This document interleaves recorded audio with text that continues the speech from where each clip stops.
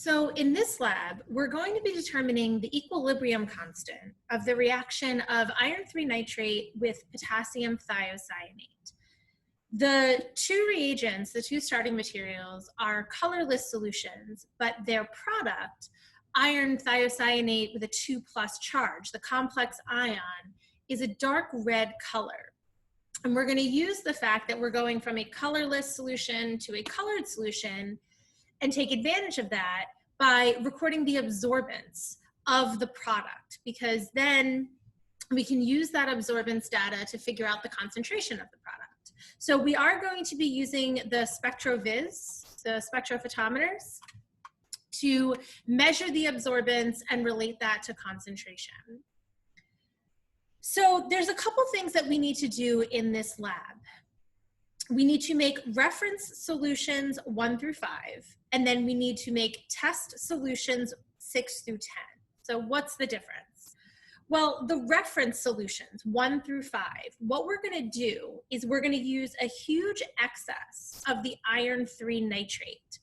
So the iron 3 nitrate is going to be 0.2 molar, whereas the potassium thiocyanate is 0.0002 molar. And so the reason for that is by adding such a large excess of the iron 3 nitrate, we're essentially driving the reaction to completion. And that's important because if I'm going to correlate absorbance with concentration, I need to know how much product, again, that's what's going to be colored, how much product am I making? So essentially the iron 3 nitrate is your excess reagent and the potassium thiocyanate is the limiting reagent. So those reference solutions 1 through 5, I'm going to make those, and I'm going to generate a calibration curve using the SpectroVis with absorbance on the y-axis and concentration on the x-axis. And then for test solutions 6 through 10, this time what I'm going to do is use concentrations for same reagents, but they're both going to be 0.002 molar. And so now for test solutions 6 through 10, those are going to come to an equilibrium. They're not going to go to completion. But I can measure the absorbance of the products of those reactions and use my calibration curve to figure out, well, how much product must be in there based on the absorbance of test solutions 6 through 10. So I'm going to make my solutions and put them into test tubes. Now, in order to make the solutions, I'm going to use a serological pipette. This is different than the pasture pipettes that we will use to fill the cuvettes a little bit later on. A serological pipette is graduated. It's like a graduated cylinder, but it's more precise. And then I'm going to put a small piece of cotton at the end of the pipette, and I'm going to use a bulb here. Now, the point of the cotton is actually just to protect the bulb.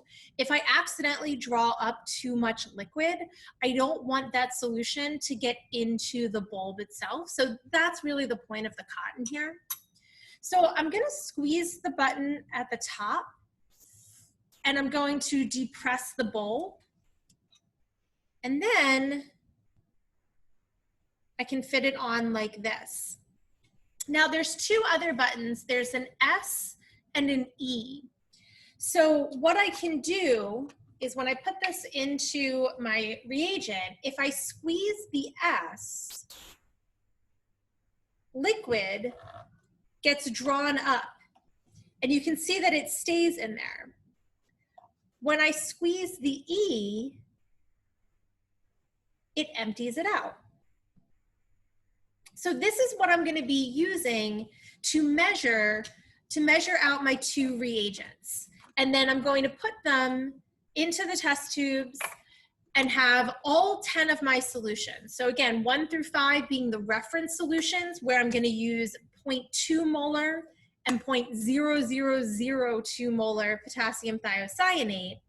And then 6 through 10, that's when I'm going to use 0.002 molar of both reagents. So I'm going to use these for 1 through 5 and these for 6 through 10.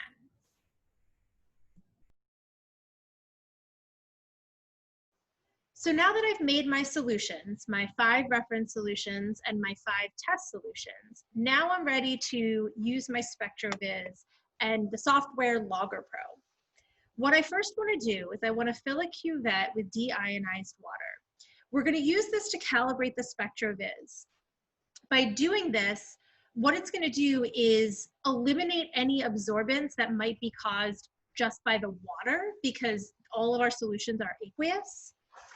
So when handling the cuvette, you want to hold it by the edges. And the point of that is to avoid getting your fingerprints or any oil or dirt from your fingers on the cuvette, because that's going to affect the absorbance.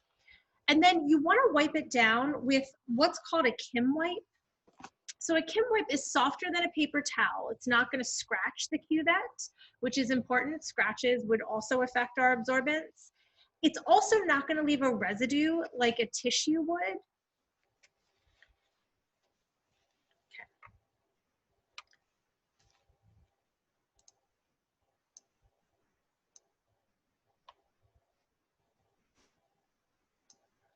So the first thing that I want to do is I want to go to Experiment, Calibrate.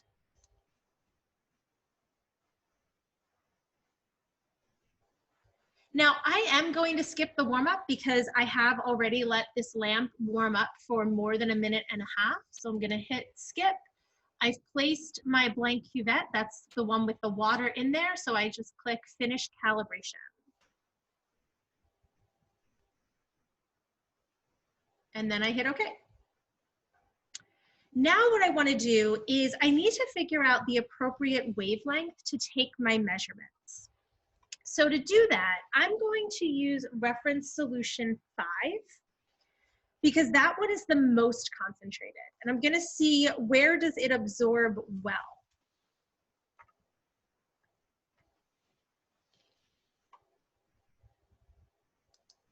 So I go up here to the configure button, and I do want absorbance versus wavelength.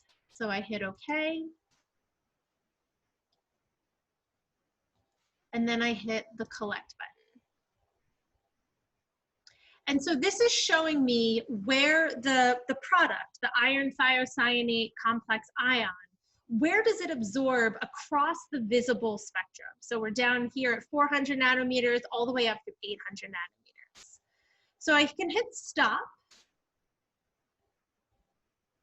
And then what I want to do, since all of my absorbances are below 1, which is good, we don't ever want to take measurements with absorbance above 1. I'm going to pick a wavelength over here, around the 450 range, because that seems to be where I'm getting the most absorbance. Again, I'm putting reference solution 5 in here, and that one is the most concentrated, which means the test tubes 1 through 4 will have even lower absorbances. So I don't want to pick a wavelength over here where I'm already starting out lower. I don't want to end up zeroing out. If I go back to the configure button, now what I want to select is absorbance versus concentration.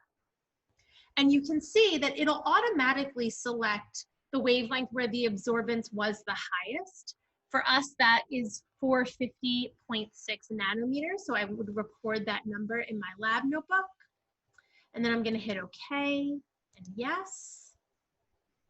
And now a new graph has appeared with absorbance on the y-axis and concentration on the x-axis.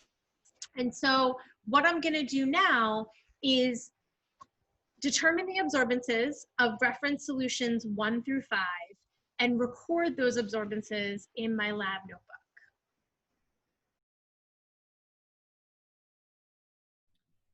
So at this point now, I've tested the absorbance of my 5 reference solutions, and we can see that data shown over here. So I've entered in their concentrations, and then their absorbance data is shown. Now, before I hit stop, I do want to take a second and look at my data and see if my data makes sense. Concentration and absorbance are directly proportional with each other. So the direct part means that as concentration increases, the absorbance increases. But it's not just a direct relationship, they're directly proportional. So in places where I see that the concentration has doubled, I should see that the absorbance has doubled as well.